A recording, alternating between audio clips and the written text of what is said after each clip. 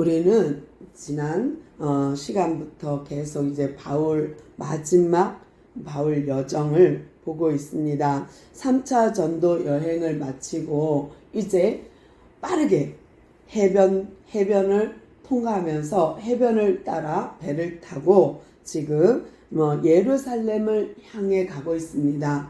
그러면 오늘 예배 시간에는 계속 무엇을 생각해야 되냐면 왜 바울은 예루살렘으로 가야만 하는가, 무엇 때문에 가야만 하는가를 생각하면서 들으셔야 합니다. 이제 바울의 일행이 한두 명이 아니에요.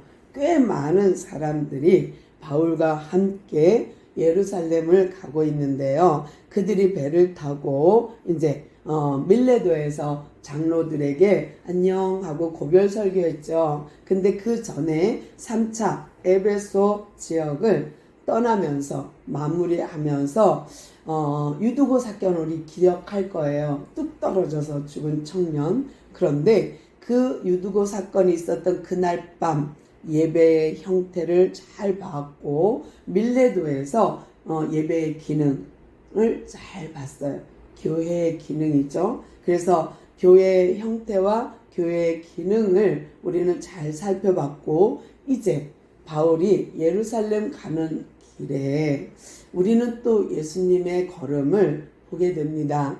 근데 그들이 배를 타고 밀레도에서 장로들하고 안녕 하고서는 해변을 따라 가는데 고스, 로도 이런 또 바다라 이런 곳을 지나 빠르게 가는데요. 그들이 베니게로 가는 배를 또 얻어 탔어요. 이건 물론 돈 내고 타겠지만 그 타는 배는 예전에는 다 여객선이 아니라 화물과 함께 가는 화물선에 타는 거예요. 그래서 그들이 베니게로 가는 배를 타고 가다가 그들이 어디를 지나가냐면 구브로를 지나가요.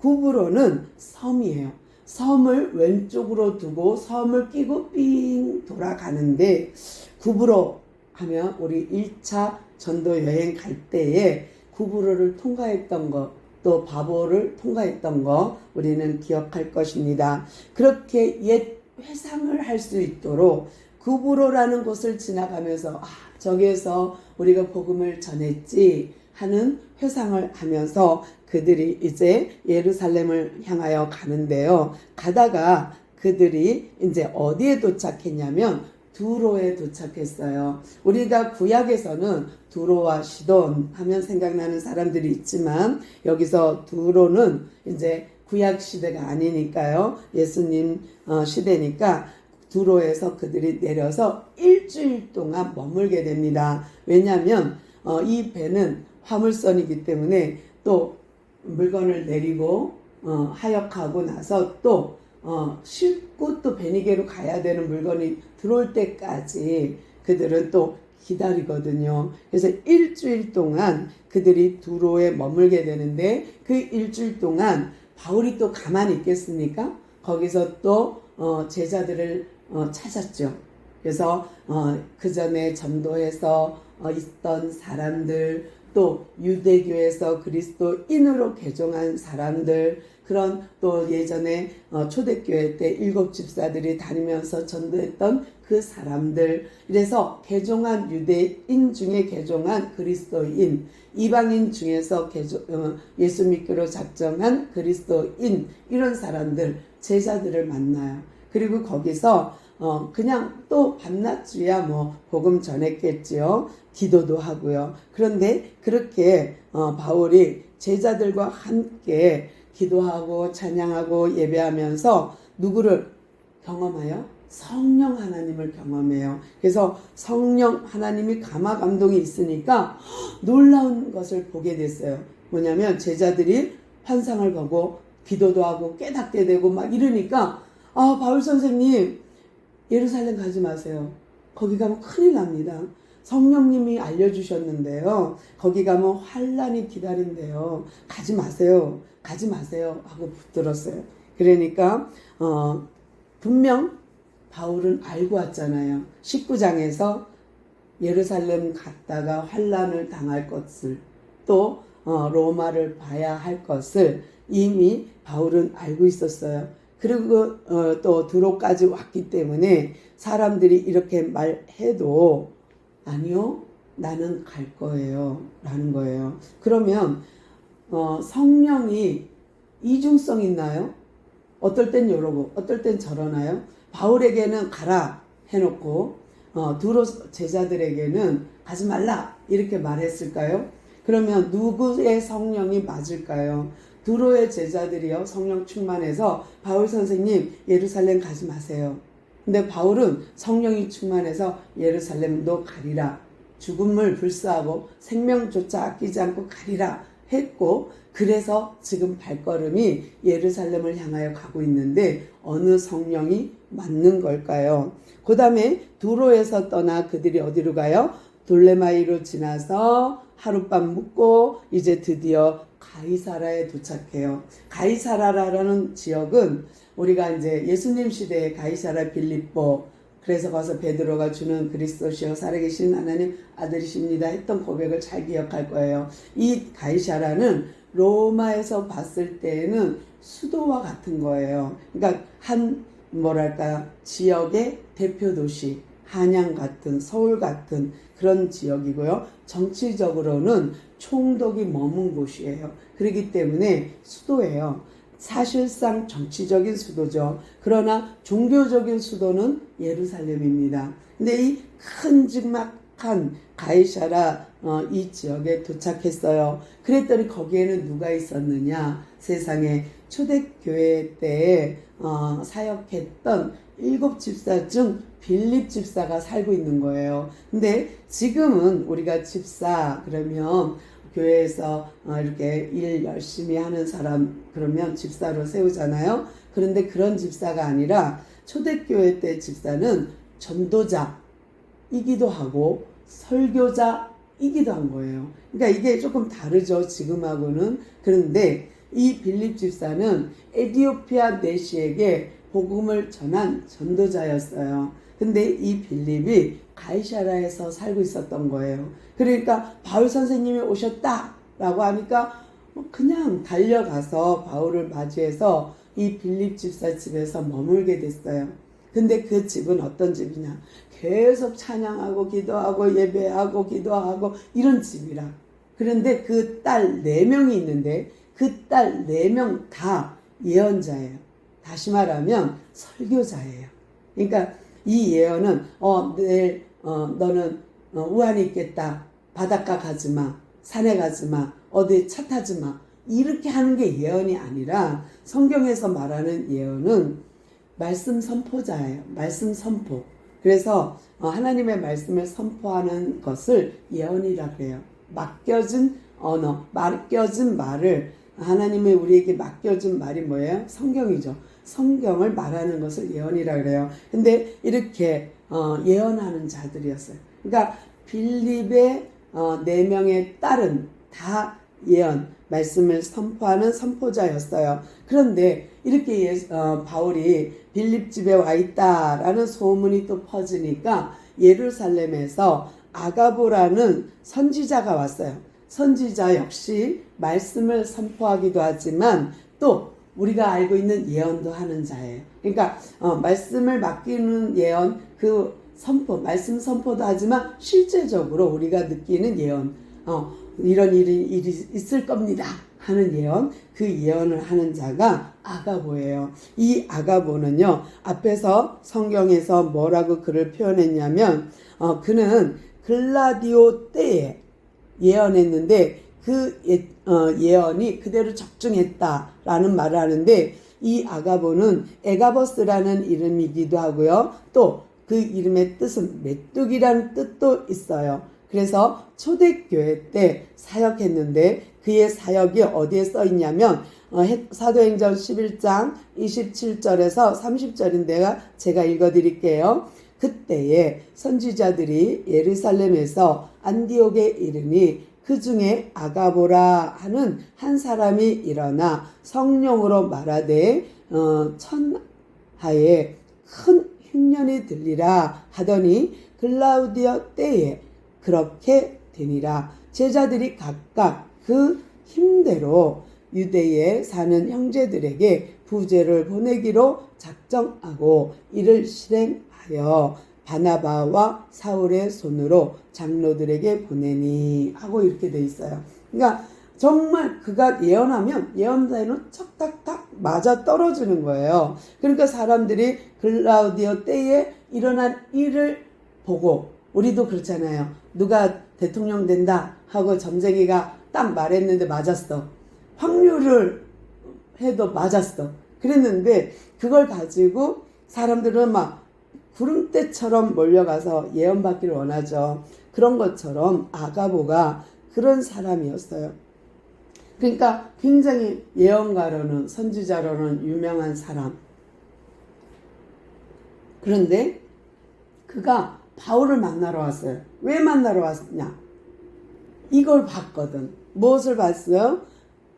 바울 선생님, 예루살렘 가면 안 돼요. 큰일 나요. 가지 마세요. 가지 마세요. 이 아가보가요, 멀리서 가이사라까지, 예루살렘에서 가이사라까지 쫓아왔어요. 뭐 때문에? 이것 때문에. 11절입니다. 우리에게 와서, 누가요? 아가보가 바울의 허리띠를 가져다가 자기 수족 손과 발을 묶으면서 말하기를 뭐라 그래요? 성령이요 말씀하셨는데요, 예루살렘에서 유대인들이요 이같이 묶여갖고 이 띠 임자를 결박한다고 말씀하셨습니다. 그러니 가지 마세요. 이 소리를 아가보가 하니 다른 사람들은 어떻게 했어요? 성령 하나님이요 말했어요. 우리도 봤어요. 우리도 알았어요. 가지 마세요. 지금요 예루살렘에서요 바울을 잡으려고 기다려요. 가지 마세요. 뭐 이러는 거예요. 그러니까 그래도 바울은요 가려고 마음을 먹어요. 이렇게 여러분 울어서 나를 괴롭게 하지 마십시오. 울지 마세요 하고서는 말하는 거예요. 그러면서 여러분이 나를 예루살렘으로 올라가지 말라 말하지만 나는 가야 합니다. 왜냐하면 나는 주 예수 그리스도의 이름을 위하여 결박당할 것 그것뿐만 아닙니다. 예루살렘에서 죽을 것도 각오하였습니다. 그러니 울어서 나를 막지 마세요 하고 얘기했어요. 그러면 조금 전에 두로에서도 가지 말라 하는 성령의 음성을 들었어요. 또 가이사라에서도 아가보의 예언과 함께 제자들이 가지 말라 합니다. 그런데도 고집부려 나는 가야 합니다 하는 바울이에요. 똑같은 하나님인데 누구한테는 가지 말라 하고 누구한테는 가라 할까요? 그러면 성령 하나님이 뭔가 이중성을 갖고 있나요? 아니면 뭔가 잘못 알려준 건가요? 아니면 무슨 뜻일까요? 이거는 바울이요 또 그런 거를 다 알면서 난 가야 합니다 하니까 14절에 보니까 그 무리들이 뭐라고 말하냐면 주의 뜻대로 이루어지기를 원합니다. 주의 뜻대로 이루어지다 라고 말해요. 이것이 답이에요. 뭐냐면 주의 뜻대로 이루어지는 거예요. 우리가 어떤 각도에 따라서 달리 볼 수 있는 것은 맞아요.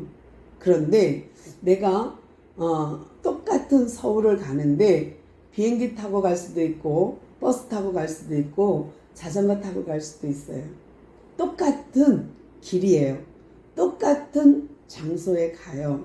그러나 가는 방법은 다 다를 수 있듯이 하나님의 뜻을 이루는 방법, 그 방법은 물론 환난을 피해서 뜻을 이룰 수도 있겠죠. 그러나 환난을 굳이 통과해서야만 이룰 수도 있는 길이 있는 거예요. 방법에 약간의 차이는 있지만 또 하나는 뭐냐면 이 하나님도 성령 하나님 같은, 이 하나님도 성령 하나님 같은 하나님인 거 맞아요. 그러니까 제자들에게 나타난 성령이나 바울에게 나타난 성령이나 같은 하나님 맞아요. 그런데 이 언약을 이루는 데 있어서 가지 마세요. 이거는 그들의 생각이에요. 하나님께서 뭐만 어디까지만 보여줬냐면 환난 당할 것까지만 보여준 거예요. 또 바울에게도 환난 당할 것까지만 보여줬어요. 가고 안 가고는 우리들의 선택인 거예요. 그러니까 환란을 보여주니까 어떤 해석자는 이거는 자기 해석입니다. 가지 마가 됐고, 어떤 해석자는 환란을 당하는 걸 보여줘도 가야 되는 해석을 하는 거예요. 성령 하나님은 환란을 당하는 데까지는 똑같아요. 그거까지만 보여준 거예요. 그러나 우리가 해석하는 거에 있어서 다른 거예요. 어떤 해석을 하느냐, 어떤 해석을 하느냐에 다른 거예요. 근데 여기서 보니까 바울은 예루살렘에 가서 죽는 한이 있어도, 나는 생명을 빼앗기는 일이 있어도 가야 한다는 해석을 한 거예요. 제자들은 똑같은 환란을 보고 가지 마세요 하는 해석을 한 것뿐입니다. 드디어 바울이요 예루살렘에 도착했습니다. 예루살렘에 도착해서 그가 한 것은 뭐예요? 가자마자 도착하니까 제자들이 또는 바울을 아는 사람들이 막 기꺼이 영접해요. 우리 집에 오세요. 우리 집으로 들어오세요. 그동안 노고가 많으셨죠. 1차, 2차, 3차 전도하느라 힘드셨죠. 지난번 1차 때 와갖고요. 도와주신 연보 정말 잘 썼습니다. 또 두 번째 연보 너무 잘 썼습니다. 이러면서 막 감사했어요. 그리고 나서 그 다음날 바울이 누구한테로 가냐면 야고보에게로 갑니다. 야고보는 예루살렘 수장, 예루살렘 교회 담임 목사예요. 누구냐? 예수님의 동생이에요. 그러니까 예수님의 동생이 베드로 다음 담임 목사가 된 거예요. 그래서 야고보에게 가서 인사합니다. 저 왔어요, 목사님. 야고보 목사님. 그러니까 야고보와 장로들이 다 모여갖고 바울을 맞이했어요. 그러면서 근심 어린, 정말 걱정 어린 말을 하기 시작합니다. 바울 선생 참 고생 많았어요. 그런데 지금 여기가 오순절 기간이라 정말 많은 사람들이 유대에 모여 있습니다. 예루살렘에 모여 있어요. 수만 명이 있어요. 그런데 저들이 알고 있는 바울, 저들이 생각하고 있는 바울은 지금 우리가 생각하는 바울과 다릅니다. 저들은 지금 어떻게 오해를 하고 있느냐 하면은 바울이 1차, 2차, 3차 전도 여행을 하면서 율법을 안 지켜도 됩니다. 율법을 안 지켜도 돼요. 또 규례를 안 따져도 돼요. 또 모세와 반대되는, 모세를 배반했다고 생각하고 있습니다. 그러니 잘 생각해 보세요. 저들이 들려준 소문, 저들이 알고 있는 것은 정말로 율법, 모세를 반대하고 할례를 받지 않아도 되고 율법을 준수하지 않아도 된다. 관습을 안 따라도 된다. 절기를 안 지켜도 된다라고 저들이 알고 있습니다. 그런데 우리는 당신을 알지요. 그래서 우리가 1차 예루살렘 공회 때 우리가 결의한 것을 다 편지로 보냈잖아요. 목매어 죽인 거 먹지 마세요. 할례 안 받아도 되지만 피채 먹지 마세요. 우상 숭배하지 마세요. 이런 것들은 우리가 결의한 대로 다 편지를 보냈습니다. 당신이 사역한 거 맞습니다. 그러나 이 예루살렘에 모여있는 유대인들은, 유대교 사람들은 당신을 오해하고 있으니 어떻게 하면 좋을까요? 하고 고민하다가 그들이 결정했어요. 무엇을 결정하냐면 레위기법에 있는 나실인 제도가 있는데 이 나실인 제도를 지금 지키는 제자 4명이 있습니다. 무슨 말이냐면 내가 3년 동안 머리를 깎지 않겠습니다. 독주를 마시지 않겠습니다. 나는 3년 동안 주의 일만 하겠습니다. 이런 서원한 것이 있습니다. 근데 서원하거나 서원한 약속을 지금 하고 지키고 있는 사람 4명이 있으니 저 사람들과 함께 머리를 깎으십시오. 이제 서원 기간이 끝났으니까, 이 오순절 기간이 끝나니까 이제 머리를 깎으시면 좋겠습니다. 또 하나는 저들의 비용, 머리 깎고 결례의 비용, 제사 드리는 비용, 뭐냐면 양 잡고 소 잡고 염소 잡는 그 비용을 바울 선생님이 대신 내십시오. 그러면 유대인들이 아하, 머리를 깎은 거 보니까 저 사람은 서원을 마쳤구나, 또 레이기 나시린법을 마쳤구나 라는 것을 알게 될 겁니다. 그게 갱그리아에서 머리를 깎은 거랑 예루살렘에서 머리 깎는 거랑 같은 의미예요. 또 하나는 뭐냐면 비용을 내는 것은 다른 사람, 어려운 사람이 결례비를 못 내요. 수십만 원을 못 내. 그래서 부자들이 대신 내주는 경우가 있어요. 이것은 그들의 유대인의 관습이에요. 그러니까 당신도 이 관습을 폐했다라고 저들이 믿고 있으니까 관습을 지킨다라는 의미로 이 사람들의 4명의 결례비를 다 내주십시오라고 했어요. 그랬더니 바울이 네, 알겠습니다 하고 그들과 함께 머리를 깎고 그들이 하는 결례비를 다, 제사 비용을 다 대줬어요. 그랬더니 사람들이 쟤 진짜 그런 게 거짓말인가? 소문이 잘못 퍼졌나? 이렇게 잠시 그들이 생각할 수 있는 거죠. 이렇게까지 된 거예요. 그러니까 유대교 예루살렘 교회에 야고보 목사님과 장로들이 권하는 대로 다 바울은 이행했어요. 그러면 아니 언제는 율법 안 지켜도 된다고 해놓고 여기서 왜 율법 지켜? 왜 죽는 게 두려운가? 왜 머리를 깎아? 왜 간습대로 관례비를 내줘? 이거는 이랬다 저랬다, 지금 바울이 양면을 갖고 있나? 라고 생각할 수도 있어요. 정말 여러분도 그렇게 생각하나요? 아닙니다. 이거는 바울이요, 복음을 전하기 위해서 한 이야기예요. 그러니까 복음을 전하기 위해서 한 행동이에요. 무슨 말이냐면 바울이 이방인을 전도하기 위하여 이방인처럼, 유대인을 구원하기 위하여 유대인처럼 그렇게 행동한 거예요. 그러니까 바울이 이랬다 저랬다 그래서 머리 깎은 게 아니라 정말 바울도 율법을 다 지켜요. 절기 다 지켜요. 그러나 예수님의 오심으로, 예수님을 믿음으로 우리가 거기에서 해방받았다예요. 안 지켜도 상관없어. 그러나 지켜. 그것은 다른 사람이 나 때문에 걸림돌 되지 않게 하기 위해서 지키는 것뿐이에요.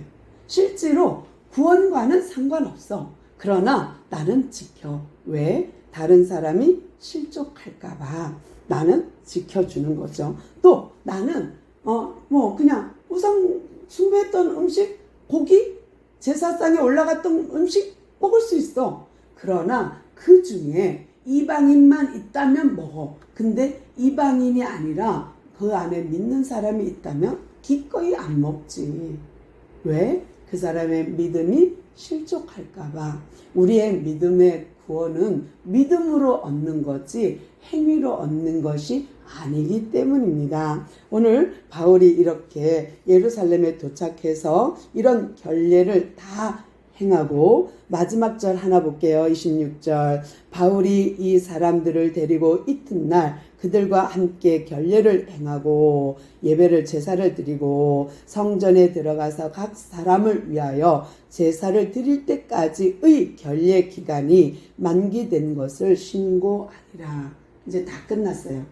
오순절 기간이 끝나면서 그가 예루살렘에 머물게 됐어요. 그러면 왜 굳이 처음에 질문한 것처럼 꼭 두로 가이사라 거쳐 예루살렘에 가야만 했을까요? 왜 꼭 바울은 환난을 당할 걸 알면서 만류하는 제자들을 뿌리치고 예루살렘으로 가야 했을까요? 그것은요, 첫 번째는 하나님의 약속을 이루기 위함, 하나님의 뜻을 이루기 위함인 거 맞고요. 두 번째는 자기가 이방인 전도가 정당화돼야 해요. 그래야만 유대인들이 이방인도 구원받았다라는 걸 인정하게 됩니다. 그래서 그동안 11년 동안 1차, 2차, 3차 전도를 하였던 선교 여행을 하였던 이방 지역들 빌립보, 아가야, 마게도냐 또 이쪽에 갈라디아 지역을 싹 전도했던 것이 허사가 되지 않게 하기 위함입니다. 그래서 그는 고초를 당해야 돼요. 환난을 당해야 돼요. 왜? 유대인들의 고소로 인하여 유대인들의 법정 고소로 인하여 승소해야만 합니다. 이겨야만 이것이 자기가 선교했던 것이 무산되지 않아요. 무효되지 않아요. 이 바울이 승소해야만 이방인 전도가 정상적으로 바르다는 것, 정당화되기 때문입니다. 그러니까 자기가 이방인 사도로 부름받았고 이방인 선교를 마침내 이게 공증이 되어야 되는 거예요. 인정받아야 되는 거예요. 재판에서, 예루살렘 공회에서, 또 로마 법에서도 재판을 받아야 이것이 공증화됩니다. 또 세 번째는 뭐냐면 세계복음화겠죠. 이런 절차를 통하여서 이방인 전 세계의 복음화가 일어나는 거겠죠. 이제 다시 또 정리합니다. 바울은 열심히 다니면서 선교했어요. 교회를 세웠어요. 무형교회와 유형교회를 세웠어요. 이제 예루살렘 공회, 예루살렘 공교회, 예루살렘 교회에서 이 이방인 교회를 인정받는 길에 서 있는 거예요. 내가 수고한 11년이 아까워서가 아니라 하나님의 나라가 이 땅에, 하나님의 교회가 이 땅에, 이방인 교회가 이 땅에 설립되는 것, 이 땅에 이루어지는 것, 이것을 공식화하지 않으면 문제가 발생해요. 그러면 지금 우리가 드리는 이 예배도 우리끼리 좋아서 짝짝꿍해서 이루어진 교회밖에 안 돼요. 공교회가 안 돼요. 그래서 바울이요, 이것을 위해서 고난받는 것을 기꺼이, 생명을 내어놓는 것을 기꺼이 선택한 거예요. 오늘도 우리가 한 교회를 세우기 위하여 그 바울의 일생이 바쳐졌고 이 교회가 세워지기 위하여 길을 만드신 우리 주님의 십자가의 죽음이 이 교회가 있게 되는 거예요. 그래서 주말씀 교회는 예수님의 피값, 예수님의 목숨값, 예수님의 피값으로 사신 교회가 되는 거고 우리 또한 마찬가지로 예수님의 피값으로 세운 교회입니다. 우리가 그냥 교인, 우리가 그냥 믿는 성도 아니고요. 예수님이 죽기까지 십자가에서 이루신 결과물입니다. 우리가 믿는 것 같죠? 아니요. 예수님이 우리를 믿게 하신 것입니다. 기도하겠습니다. 주님 감사합니다. 교회를 세우기 위하여 그렇게 힘든 모든 과정을 바울이 감당하였고 또 우리 주님도 감당하셨습니다. 우리도 그 길을 가게 하시고 교회가 세워지기까지 이 모든 수고가 있었음을 기억하여 늘 감사하는 우리가 되게 하옵소서.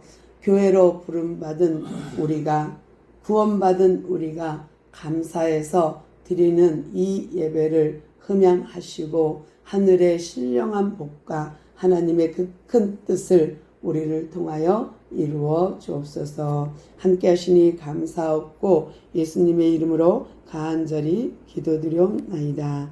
아멘.